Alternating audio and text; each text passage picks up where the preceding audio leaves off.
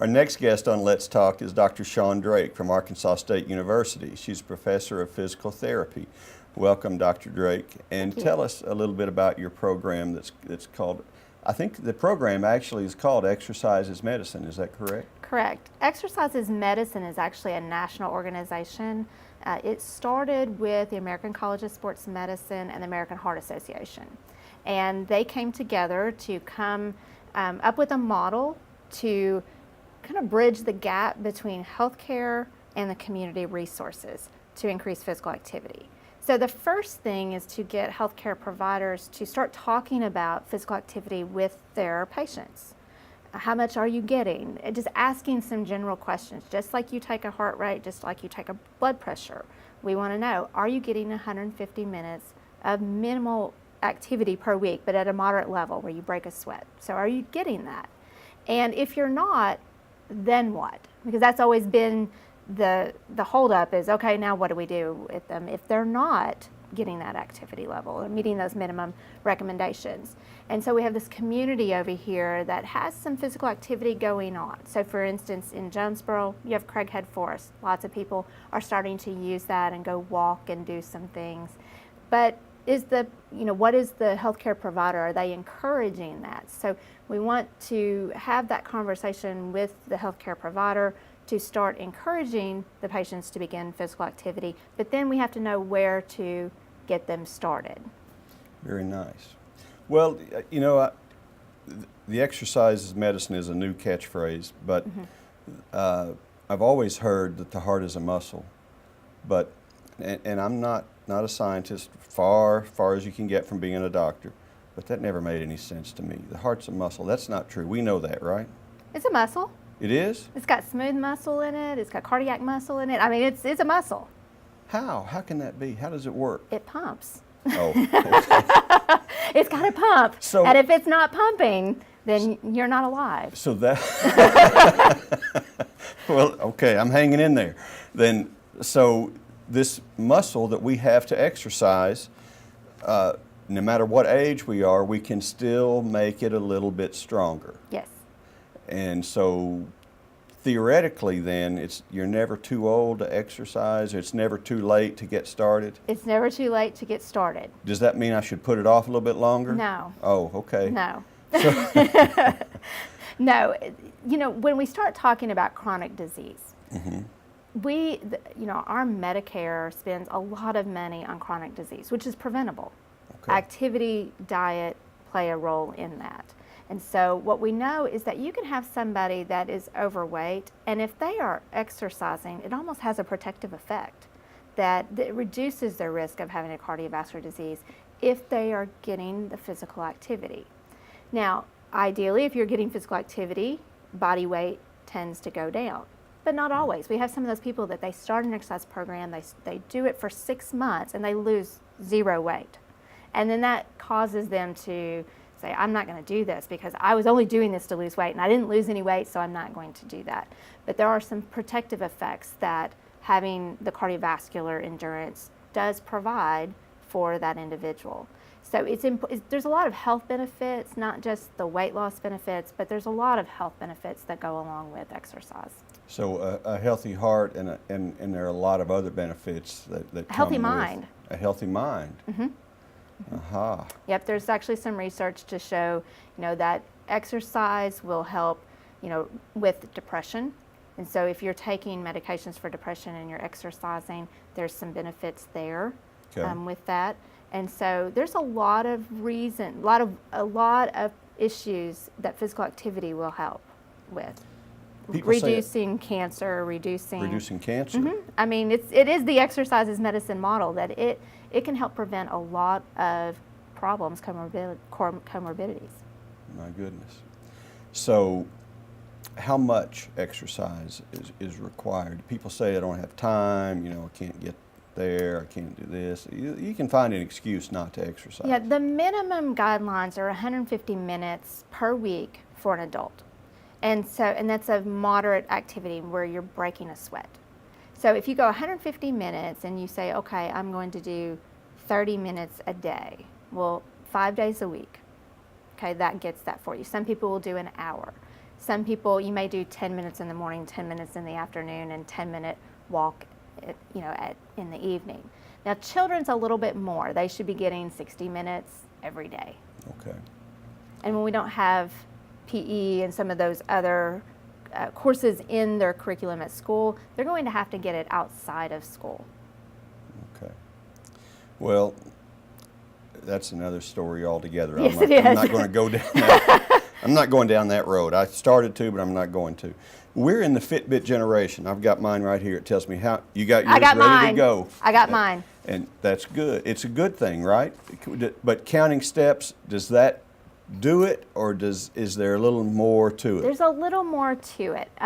Some of the fitness trackers, they will actually track the amount of activity minutes that you're getting.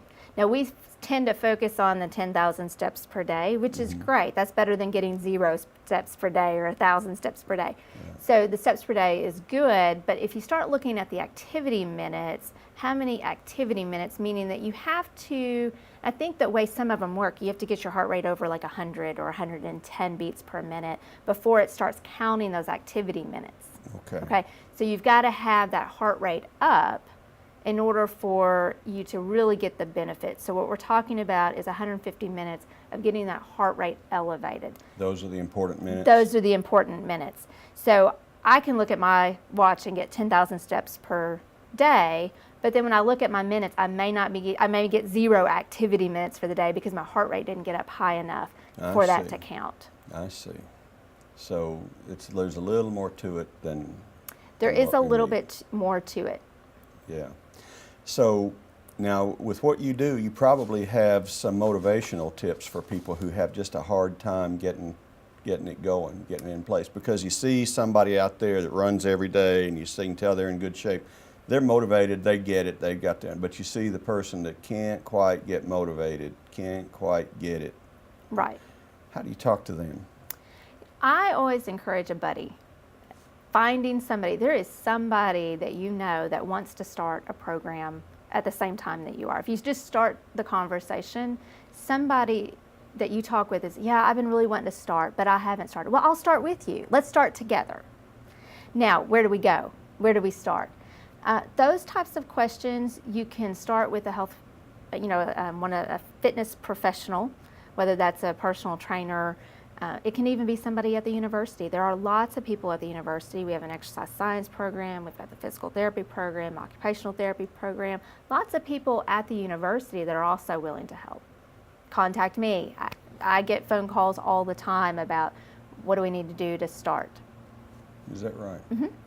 And so what will you do if somebody contacts you?